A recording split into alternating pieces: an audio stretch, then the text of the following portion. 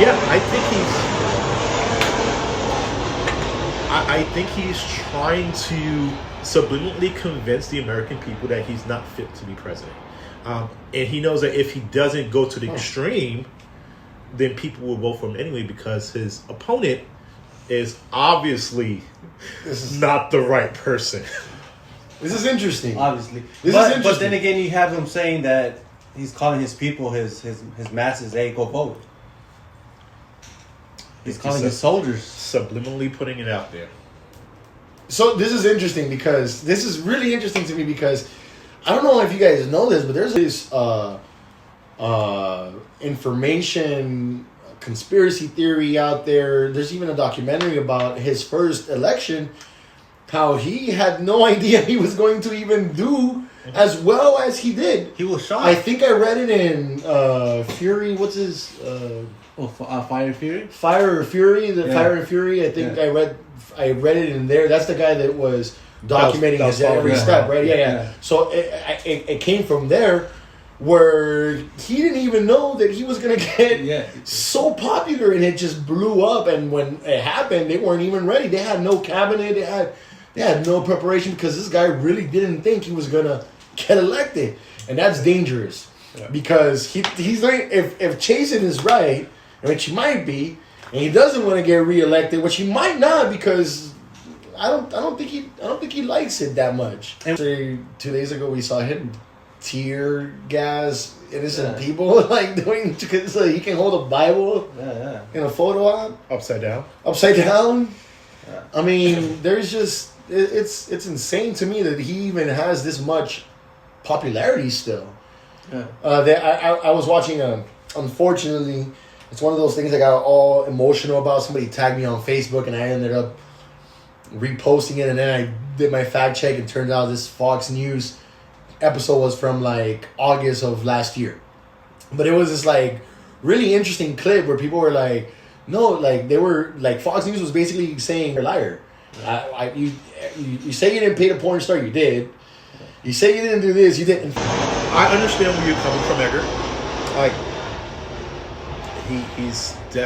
he's going to extremes, a lot of extremes. And once again, to my point, I think he's trying to be as extreme as possible to get people to turn against him.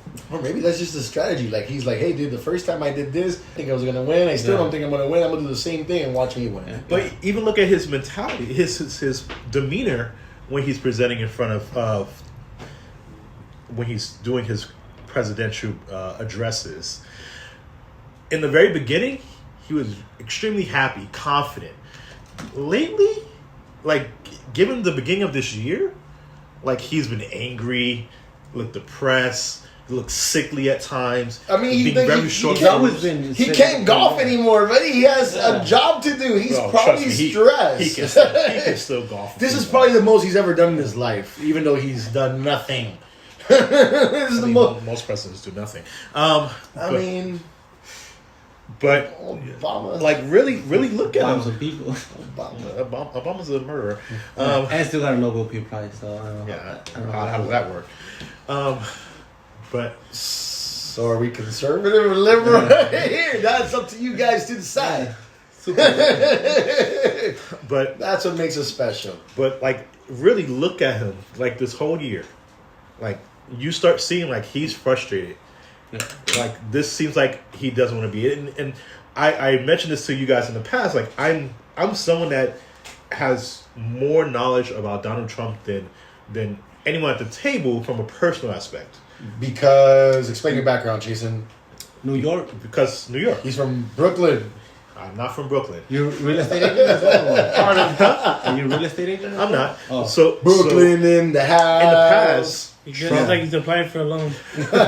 Trump has been very active in the minority community. Yeah. Really big. Wait a minute. Hold on. Stop that. Retraction. One thing is to say that he's been active in the minority community, and the other thing is to say that he's been employing illegally a bunch of fucking illegal immigrants to work for him under poor conditions and then firing them when he is done with them.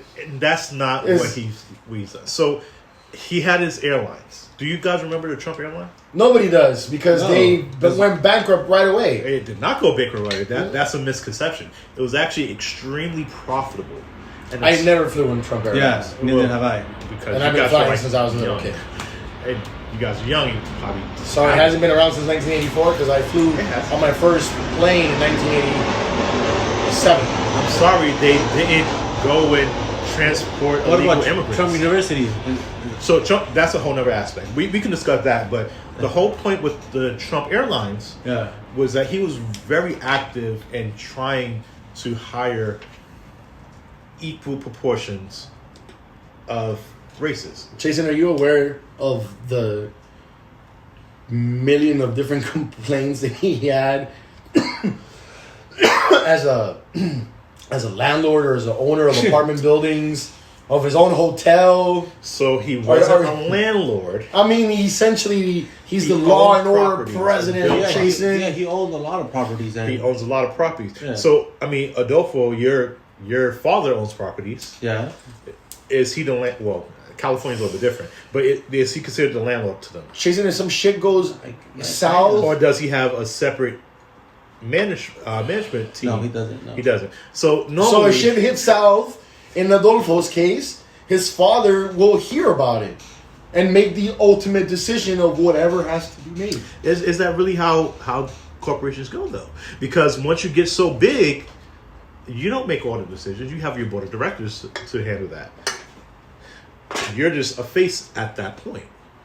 Like, people don't realize, like, with Trump Towers, has not been a Donald Trump entity for quite some time. He's the face of it. He started it, but he sold so many assets of that. Like, he's not in control of that. He had his casino.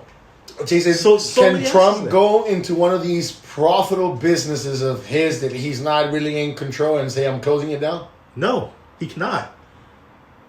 Because you have a board of directors for that. Just like, I'm sure he has like majority share ownership of the fucking stocks. so you'll be surprised.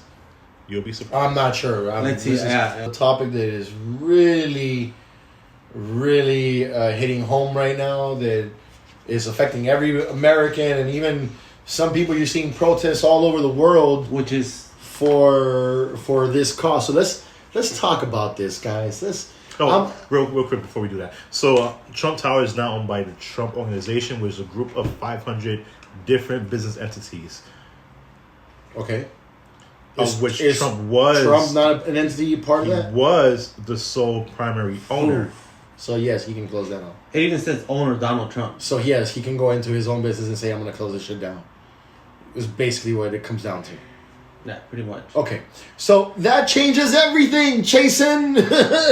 That changes everything. That validates all these people complaining about him because he has a direct role in this shit, Jason. He's the man that makes the final decision. He creates the culture in his organization. Well, there are some controversies with Trump. I'm not sure if you guys know, but back in 1968, when he was really heavy into renting locations, he refused to rent to black people. And that would cause the change later on in the 80s and 90s. Yeah, when more proactive. When publicity becomes a little bit more important. And not to mention, it's just Visibility is everywhere. and they even forbid black people to even rent in a systemic way. Like, I was reading, black people compose 12% of the population, but they're 40% of the inmates. So when those 40% of the inmates come outside, they're considered felons, right? So they're forbidden to Get jobs, to vote, even to rent a property. So what is that going to lead to?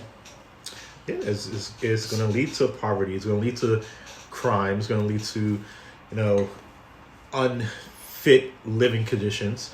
So, and you were waiting for a while to get that one out. Oh yeah, of course, yeah. Absolutely.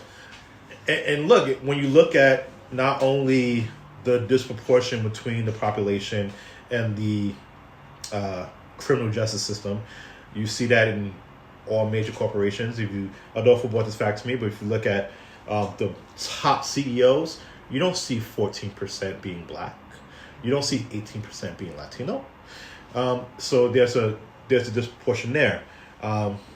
If you look at the education system, the top schools. It's kind of refreshing to hear you speak this way, Jason. The top schools. For our audience that don't know anything, Chasen has spread any lies. Chasen has had a history of being a little bit more conservative than I'm accustomed to having my minority friends being. He's not a conservative, okay, and we'll get to explaining his whole philosophy and output on life on another podcast. But he does have a history of citing in questionably conservative fashion. So for us to hear him speak this way is very refreshing. Well, one, if this was going up, then I would be getting doxxed right now, and people will be seeing where I live and try to kill me. So please do not do that. Oh, Chasen, I hate to tell you this, and the point of this is to eventually air these episodes so that people you have to be mindful of what you say. Of course, we're going to be mindful, but we want to be authentic. And we even talked about this yesterday about how Disney gave I don't know, $2 million and T-Mobile as well, and other corporates like Verizon and whatnot. Mm-hmm. So my point is that they were just like for a prop, right? Yeah, so it's like hush money. Yeah, exactly. You know? You can give a lot more, guys. Yeah, like or these companies not even more. You know what? From now on, 12% of my employees are going to be less. Yeah, let's change the demographics. Exactly. Let's internally be inclusive. Yeah. Let's allow these black minorities to climb the corporate ladder just like we allow everyone else that's white. But here's the problem. So this goes into the educational system. Adolfo brought this to my attention as well, but if you look at how the budget is dispersed between the schools, most of that money doesn't go to the schools that have the highest amount of minorities. That's a problem. And he also was quick to note that people say, oh, it's because they don't pay enough taxes for that.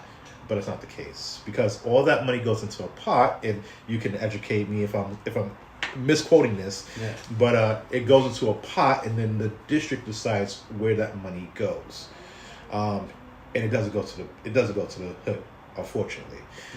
So being that said, so you're very well aware of gentrification and its effect on communities, right? Because that's kind of essentially what those are one of the results of gentrification, what you're describing. And to put it in perspective and put it relevant to what we're talking about today with the whole police gentrification. I got into a discussion with somebody, not even a discussion, somebody that on social media that was a friend of mine. I unfriended him yesterday because he put some crazy shit. He put up I think his quote is not verbatim, but it was something like let's not act like black people don't commit the majority of the crimes, and all of a sudden we're over here protesting for them to have police rights and all this nonsense or whatever, and we're turning the eye to the fact that they fill the prisons and they commit all these crimes. So I just put, I commented, I put like, wow, or something like that, and I just unfriended his ass. Didn't need those kinds of people in my life. But that sentiment is very, very common.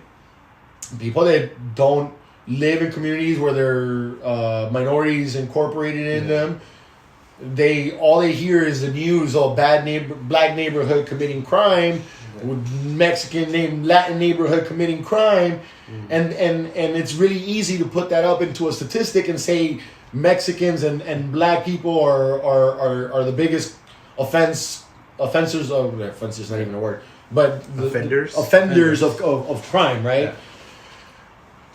And that shit is just so small-minded.